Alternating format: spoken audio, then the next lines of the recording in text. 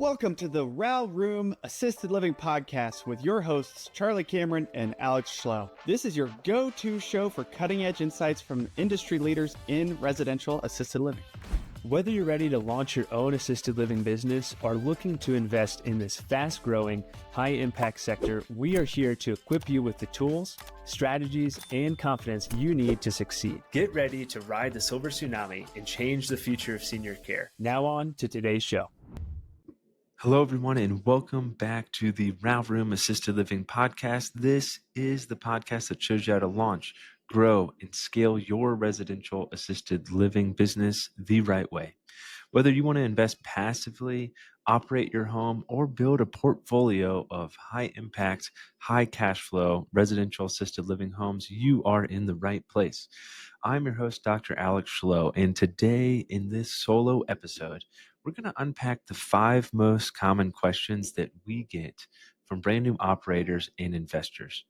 But more importantly, I'm going to give you what you really need to know. This is going to be the stuff that no one else is talking about, so you can move forward with clarity and confidence in your investing journey. So this episode is for you if you've been researching residential assisted living, but you don't know where to start. You're a caregiver, a nurse, an investor who wants to make an incredible impact, taking amazing care of seniors who need it most. This is also for you if you want to break from your typical 9-to-5 job and you want to build a recession-resistant income stream. And if you're overwhelmed by licensing, staffing, or real estate and you need someone to help show you the way, this is for you as well. So the first question that we get most commonly is, how much money does it really take to start a residential assisted living home? This is always the first question, and it should be. And this is going to depend on what your approach is going to be.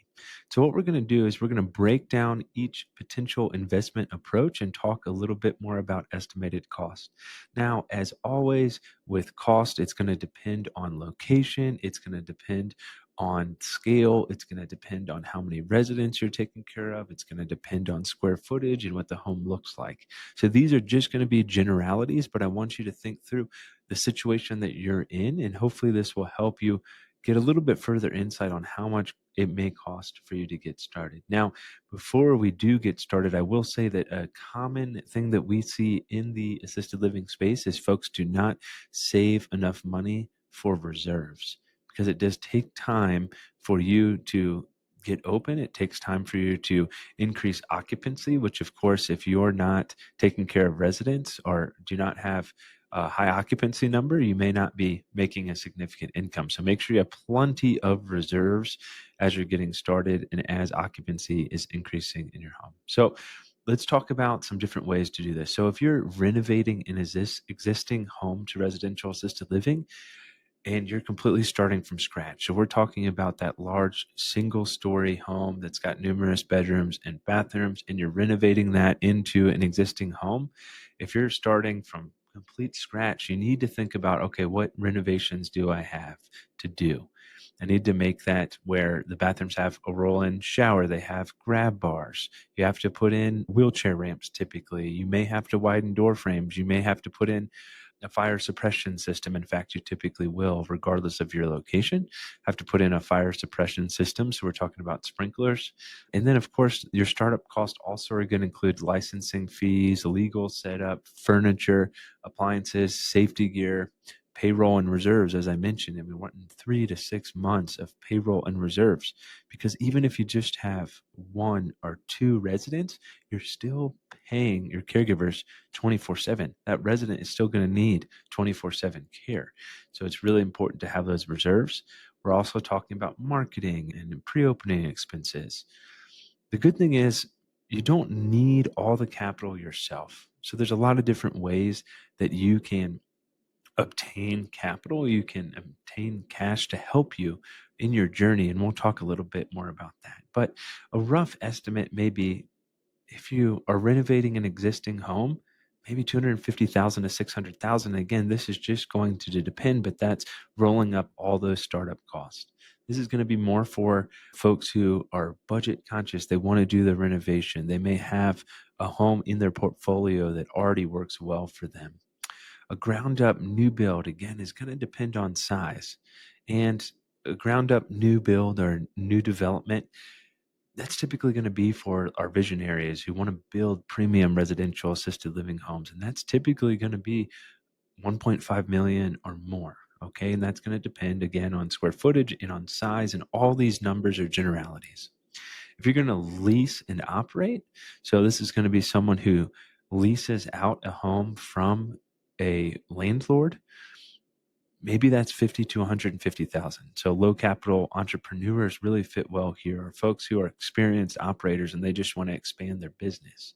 Again, that's going to be more having that runway cost. And I would wager that you need to err on the side of having $150,000 or more. So you have those reserves and you're also able to get the home retrofitted to what is going to be required for you to get licensing in that specific area.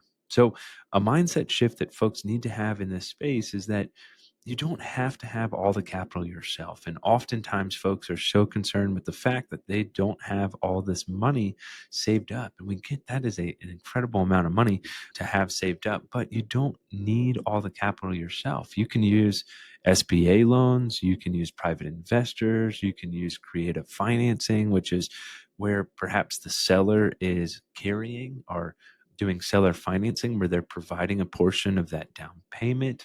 You could have equity partners. There's partnerships with landowners or home builders. The key is that you have a real business plan and you have a clear path to profitability, because that's what investors are going to look at. They're going to want to know what your experience is. Most importantly, they're going to want to know where your heart is, because when investors are investing with you, they want to know, hey, is this a good deal? Do we have a good plan? Are we looking at contingencies? Are we fully understanding what all goes into this process? And if you don't have that operations experience, maybe you need to partner with somebody who does initially and give away a chunk of equity. Regardless, there's a lot of ways to do this. And there's a lot of ways that you can get those costs covered for you or raise money in order to help that. So do not let startup cost be a burden, or don't let it be a roadblock for you to get started in your assisted living journey.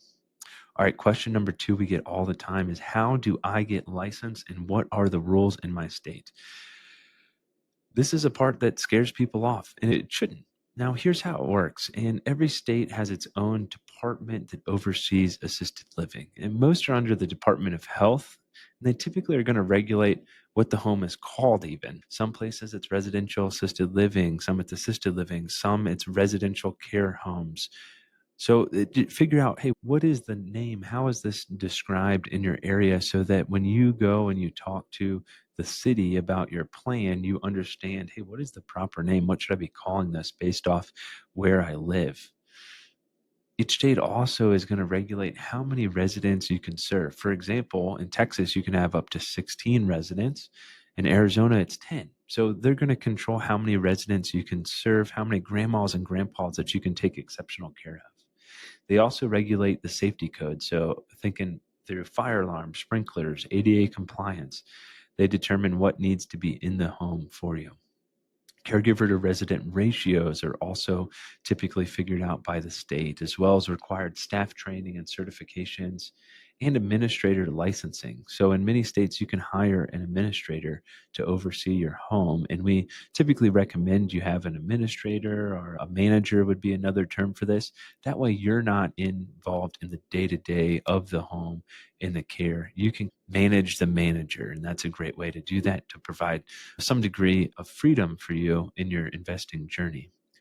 So here's a good tip. Start by calling your state licensing agency and just ask them, hey, what is required to open a residential assisted living home? Or do some research online. You can often search for this and find the different requirements that are recommended in the RAL Room Assisted Living Mastermind. Sorry to interrupt this episode, but let's be honest. Most real estate investing right now, it's either buy a fourplex or try Airbnb and hope for the best. Yeah, we're not here for that. We're here to show you what we believe is the most overlooked high cash flow real estate strategy in the game right now. You guessed it, residential assisted living. It's literally the one place in real estate where you can net 6 figures on a single home and feel like a decent human being at the same time. You're helping sweet old ladies eat pancakes and play bingo, and live longer through better care. You tell me what's better than that.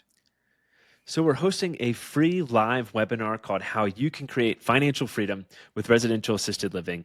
No fluff, just value. And it's happening at 8:30 p.m. Eastern Time, 6:30 Mountain Time. No excuses. It's online. Put on sweatpants. We won't judge. We'll break down why residential assisted living is the best opportunity right now, the 5 steps to take down your first home, and how to set up a business that makes a real impact and real money. Spots are limited, so don't be that person who DMs us in 3 months saying, wait, is it too late to start? So hit up theralroom.com/webinar and register now. Be the hero your grandma already thinks that you are. We'll see you there. Pancakes not included. We have a whole document built out by state of what is needed for you to get started investing in residential assisted living. So if you're thinking, hey, I would love to have access to that document, I want some more resources to help me feel comfortable getting started in my assisted living journey, then you can go ahead and go to the website, theralroom.com, and book a free discovery call. Now, here's a limiting belief that a lot of people have when it comes to licensing. They think, hey, I am not qualified to handle all this licensing. Here's the great thing. With real estate, with residential assisted living, it is all about relationships and partnerships. And you don't have to do it all. You can hire experts to help you with that licensing process. You can join a mastermind, or you can partner with people who have done it before. You don't have to be the one who's in charge of all of this. Relationships are key to succeed in this space. All right, a question I get all the time since I'm a physician is, do I need a medical background? Short answer is no. You do not need to be a doctor, a nurse, a CNA, or a therapist. It can be helpful as you provide care to residents, and it can be helpful as you're determining how you want to provide care to residents, but you do not have to. But what you do need to is to consider hiring a licensed administrator or manager. Again, this is going to be depending on your state. You have to understand the rules. You have to understand licensing requirements. You have to understand compliance. And you really need to be a good leader. Lead your team. Make good business decisions. Think of yourself as the CEO of a small healthcare business, and that can be a helpful way to think about it. We have plenty of members in the RAL Room who do not have healthcare experience at all, and they are going to be amazing residential assisted living owners, operators, because they have the heart. Regardless of what your skill, regardless of what your experience level is in caring for people, as long as you have that heart, that is 80% of the battle. Okay, so make sure you have the heart for caring for grandmas and grandpas, and you understand that this is a tough business. This does take a lot of work. It does take a lot of time. It does take a lot of money, especially as you're getting started. But as long as you have the heart, that can be helpful. So I want you to shift your mindset from, I can't do this, I'm not in healthcare, to you can. You need vision, you need leadership, you need the heart, and you need the ability to bring people together. That is what it takes to succeed in this business. All right, question number 4 is often, how much money can I actually make in residential assisted living? And here's where things can get exciting and a little wild. So this is a business, right? We are in business to make a profit. But most importantly, we are in business to take exceptional care of seniors. We're in the business to take great care of grandmas and grandpas, because there has to be a better way to do this than what we see in some of the big box facilities. And so residential assisted living offers the opportunity to provide truly exceptional care in a boutique style, A-class, exceptional home where the caregiver ratios are so much better. And so that is what's most important. But of course, it's a business and we need to make some money along the way. We'll just use an example. If you're using conservative numbers based off the median amount of rate, or the median resident rate, which is about $5,500 per month. Now that's looking at regular assisted living, so that's not providing memory care. And that is the median across the United States. So there's a wide spectrum. But if we say, hey, we have 10 residents in our home at $5,500 per month, that's a $55,000 per month gross income. Now, we're not always going to be 100% occupied. And if you are, that is absolutely amazing. But unfortunately, seniors are going to pass, and we're going to have some time where occupancy is decreased. But however, for simplicity's sake, let's talk about, we have 10 residents paying $5,500 a month, which is $55,000 per month gross, which sounds great. But again, you have a lot of expenses, the largest one being your staff. Then you also have food, utilities, insurance, any licensing costs, software, etc. So there's a significant amount of expenses. That's probably going to put you close to $35,000, $40,000 per month in expenses, right? So that's a net profit of $20,000, $15,000 per month. So ballpark $10,000 to $20,000 per month per home when you have a fully leased or a full home of residence at 100% occupancy, and you own and operate the business, you can generate $10,000 to $15,000 per month per home. Now, this is perfect scenario, and there's different ways that you can increase income, such as providing higher levels of care, such as memory care, really A class, offering some great amenities. There's a lot of different ways that you can adjust income. But if we're talking about a net profit of $10,000 to $15,000 per month per home, that's financial freedom from just one home. For most people are looking for $10,000 to $15,000 per month in income to reach financial freedom. Now, again, this is a lot of work, so I wouldn't say that this is passive by any means. But if you hire out a manager or an administrator who's overseeing these homes, then you can certainly achieve that degree of freedom, which is amazing. One of our friends went from 0 to 150 plus beds in under 2 years by staying focused and building a great team. He started by purchasing 3 existing residential assisted living homes, and he added value to improve care and staff culture and increase occupancy. So the big idea is this is not just a cash flow play, it's a legacy play. Assisted living homes run well are recession resistant. They're impact driven. And most importantly, they're taking exceptional care of seniors. All right, question number 5 that we get all the time is, how do you find the right property, or what is the right property for residential assisted living? And this is an incredibly critical decision you'll make, because a great home is going to make licensing easier. You're going to have better margins. You're going to have faster success. You're going to be able to attract and retain more residents.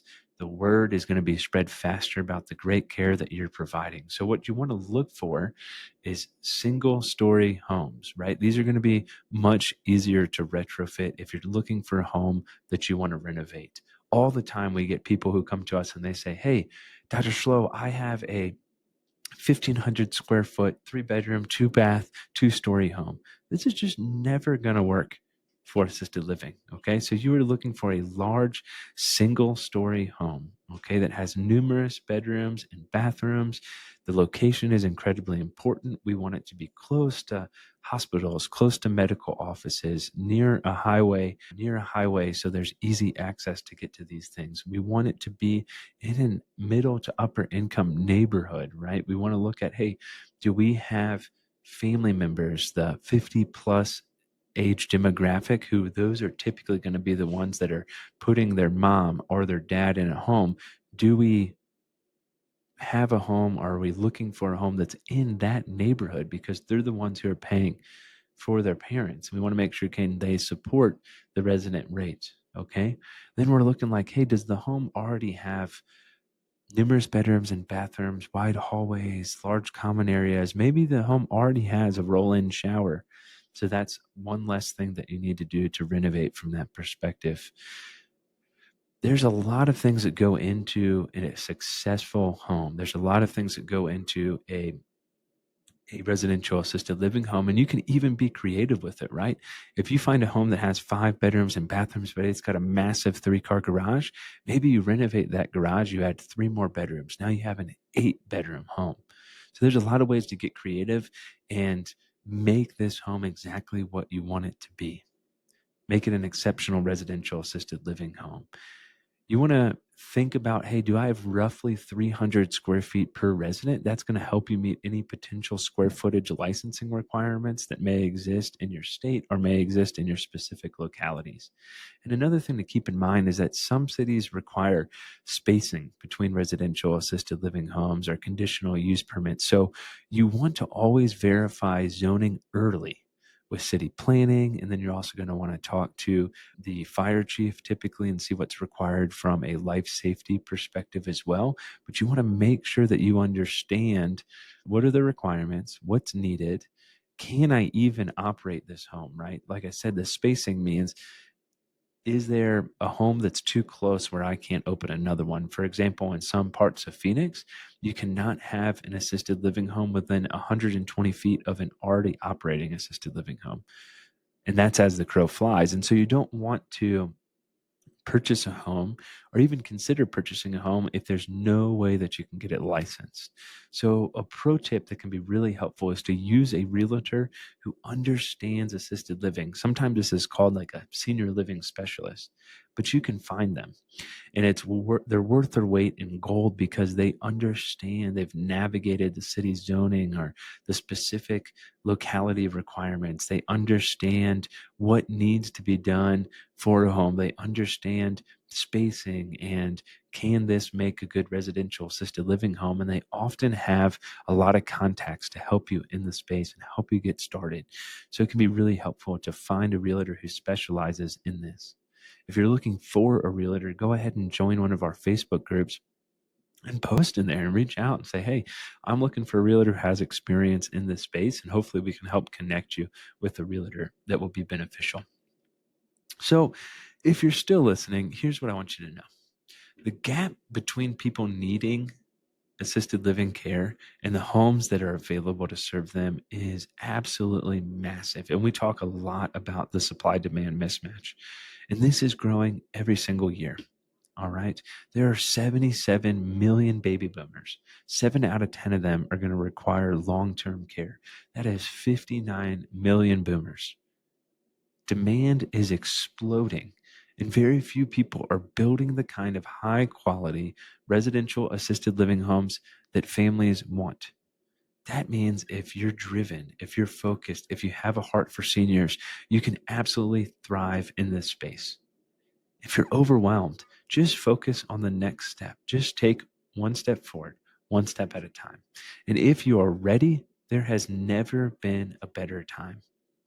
If you want to get some more information in regards to residential assisted living, we do have a free 10-step guide on our website, theralroom.com.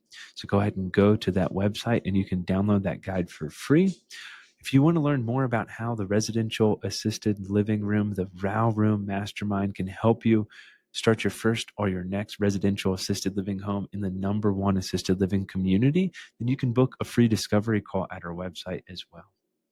So without any further discussion, because you're probably tired of hearing me talk, let's go ahead and wrap up this episode of the RAL Room Assisted Living Podcast. Thank you so much. I hope this episode gives you the clarity, confidence, and maybe even the courage to take your next step to get started in your residential assisted living journey. Thank you for tuning in to the RAL Room Assisted Living Podcast. We hope you found today's episode insightful. If you enjoyed it, make sure to leave us a raving 5-star review. And a quick review helps more listeners find the show and more seniors get the exceptional care they deserve. And don't forget to subscribe so you never miss an episode. And just so you know, we have prepared some free resources for you to help you succeed in residential assisted living in addition to this podcast. Head over to theralroom.com, that is theralroom.com, to download our free 10-step guide to launch your first or next residential assisted living home, or our 10 reasons to passively invest in residential assisted living ebooks. And if you're ready to take the next step and make real moves in the RAL industry, join us in the RAL Room Mastermind. It is an exclusive community where we deep dive into everything you need to launch and grow your own residential assisted living business. You'll get access to recorded courses, live calls with industry experts, a RAL calculator, resources and tools, like-minded entrepreneurs, funding opportunities, and an expert networking community to help you along your journey. Be sure to join us next time on the RAL Room Podcast as we continue to explore the world of residential assisted living with more great guests. See you then.